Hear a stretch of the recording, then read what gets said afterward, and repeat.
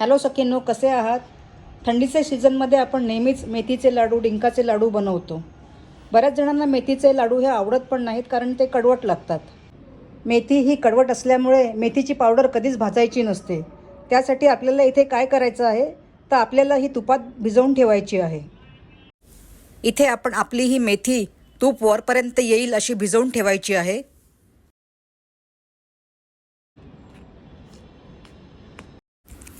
अशा पद्धतीने इथे ही मेथी तुपात भिजवून ठेवायची आहे. इथे ही मेथी भिजवायला मला 150 ग्राम तूप लागलं आहे. तुम्ही बघू शकता, अशा पद्धतीने ही मेथी पावडर तुपामध्ये भिजत घालायची आहे. अशी ही तुपात भिजत घातलेली मेथी पावडर तुम्ही जितके जास्त दिवस मुरत ठेवाल, तितका त्याचा कडवटपणा कमी होत जाईल. इथे ही मेथी पावडर मी 8 दिवस मुरत ठेवत आहे. झाकण बंद करून आपल्याला ही ठेवून द्यायची आहे. आणि मध्ये मध्ये याला चेक पण करायचं आहे आपल्याला, दिवसातनं एकदा तरी. असे हे पौष्टिक लाडू कसे बनवायचे आणि आपल्याला त्यासाठी काय काय साहित्य लागणार आहे ते बघून घेऊ. इथे मी अर्धा किलो गव्हाचं पीठ घेतलं आहे, पाव किलो चण्याचं पीठ घेतलं आहे, अर्धा किलो सुकं खोबरं किसून घेतलं आहे, त्यानंतर 100 ग्रॅम खसखस घेतला आहे, पाव किलो आपण इथे हा डिंक घेतला आहे, 100 ग्रॅम हळीम घेतलं आहे, पाव किलो इथे आपण खारीक पावडर घेतली आहे, ड्रायफ्रूट्स घेतले आहेत, त्यामध्ये हे काजू आहेत, बदाम घेतले आहेत, मनुका घेतले आहेत. हे ड्रायफ्रूट्स सगळे तुमच्या आवडीनुसार तुम्ही कमी जास्त करू शकता. त्यानंतर मी इथे सुंठ पावडर घेतलेली आहे, ही आपल्याला 2 टीस्पून घ्यायचे आहेत. वेलची पावडर आहे आणि अर्ध जायफळ घेतलं आहे. इथे मी 1 किलो साधा गूळ घेतला आहे. तुम्हाला जर गोड जास्त प्रमाणात आवडत असेल तर गुळाचं प्रमाण कमी जास्त सुद्धा करू शकता. इथे आपण अर्धा किलो साजूक तूप सुद्धा घेतलं आहे. हे सर्व जिन्नस भाजण्यासाठी आणि लाडू वळण्यासाठी आपल्याला हे लागणार आहे. सर्वप्रथम आपण थोडंसं साजूक तूप घेऊन त्याच्यामध्ये गव्हाचं पीठ खमंग असं भाजून घेऊ. कधी पण कुठलाही पदार्थ हा मंद गॅसवरती भाजला गेला पाहिजे. आपण हे गव्हाचं पीठ भाजून घेऊ.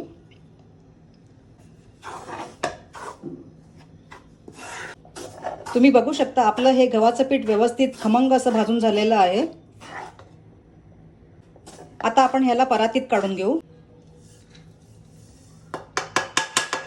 याच कढईमध्ये तूप टाकून आता आपण हे बेसन पण भाजून घेऊ. हे बेसन सुद्धा आपल्याला खमंग होईपर्यंत भाजून घ्यायचं आहे. तुम्ही बघू शकता, आपलं बेसन सुद्धा खमंग असं भाजून झालेलं आहे. याला सुद्धा आता आपण आपल्या परातीत काढून घेऊ.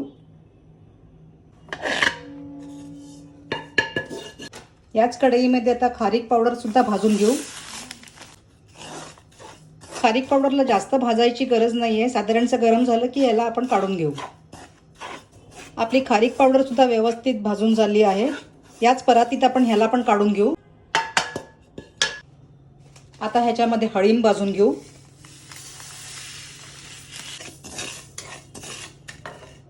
आपलं हळीम भाजून झालेलं आहे. यामध्येच आता आपण खसखस टाकून सुद्धा तो सुद्धा भाजून घेऊ. खसखस आणि हळीम आपल्याला इथे तडतडेपर्यंत भाजून घ्यायचं आहे. आपला हळीम आणि खसखस सुद्धा भाजून झालेला आहे. त्याला सुद्धा परातीत काढून घेऊ. याच कढईमध्ये आता आपलं हे सुकं खोबरं सुद्धा भाजून घेऊ. आपलं सुकं खोबरं सुद्धा खमंग असं भाजून झालेलं आहे. त्याला सुद्धा आता आपण परातीत काढून घेऊ. आता आपण आपले सर्व ड्रायफ्रूट्स तुपामध्ये तळून घेऊ. काजूगर टाकून घेऊ. काजूगर सुद्धा लालसर होईपर्यंत खमंग भाजून घेऊ. आपले काजूगर भाजून झाले आहेत, त्याला सुद्धा परातीत काढून घेऊ. इथे मी तुकडा काजूगर घेतला होता, त्यामुळे ह्याला वाटायची गरज नाही आहे. इथे माझ्याकडे मगजबी सुद्धा आहेत. पाऊण वाटी जेवढे मी हे मगजबी घेतले आहेत ते सुद्धा तळून घेऊ. आपली मगजबी सुद्धा भाजून झालेली आहे. हिला सुद्धा अख्खच असं आपण परातीत काढून घेऊ.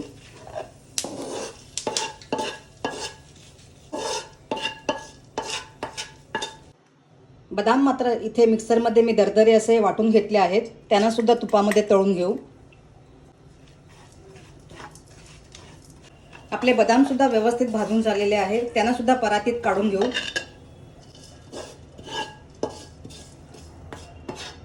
आता आपण आपले मनुका सुद्धा तळून घेऊ.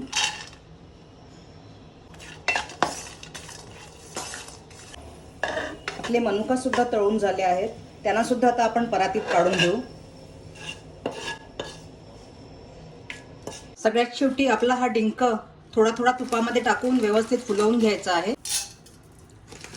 सर्व डिंक एका वेळेला टाकू नये, कारण त्यामुळे तो व्यवस्थित फुलला जाणार नाही. तुम्ही बघू शकता आपला हा डिंक व्यवस्थित फुलत आहे.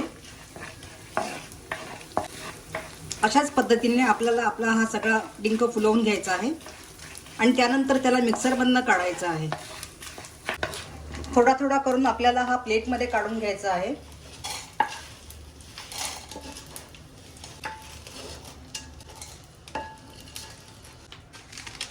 आता परत थोडेसे टाकून फुलवून घेऊ.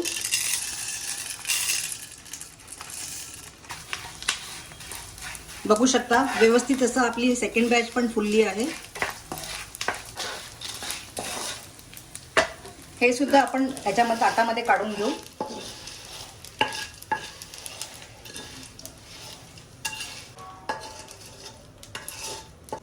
अशाच पद्धतीने उरलेले सुद्धा आता आपण आपले डिंक फुलवून घेऊ.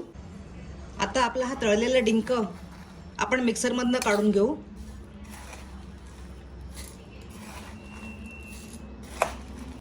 अशा पद्धतीने मिक्सरमधनं काढलेला हा डिंक सुद्धा या परातीत मिक्स करून घेऊ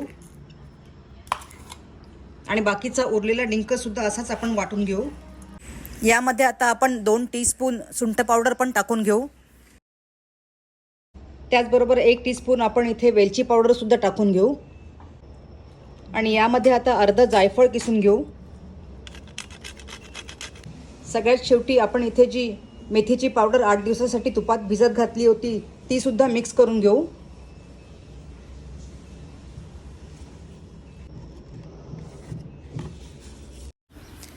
हे सर्व मिश्रण आता आपण मिक्स करून घेऊ. इथे आपण आपला गूळ किसून घेतला आहे. हा गूळ फक्त आपल्याला वितळवायचा आहे, याचा पाक नाही करायचा आहे.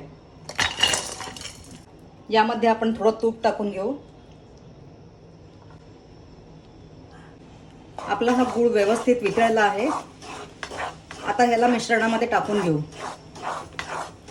आणि गरम गरम असतानाच आपल्याला हे लाडू पण वळून घ्यायचे आहेत.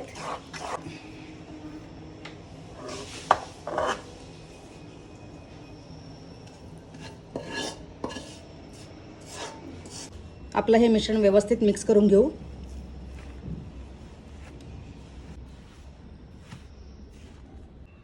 आपला गूळ व्यवस्थित मिक्स करून झालेला आहे. आता आपण ह्याचे लाडू वळून घेऊ. असे हे डिंकाचे लाडू थंडीमध्ये बनवण्यामागचे कारण म्हणजे थंडीमध्ये आपल्याला ऊर्जा लागते आणि ह्या डिंकामधून ती आपल्याला ऊर्जा मिळते. ह्यामध्ये सर्व पौष्टिक जिन्नस असल्यामुळे आपली हाडे सुद्धा मजबूत होतात.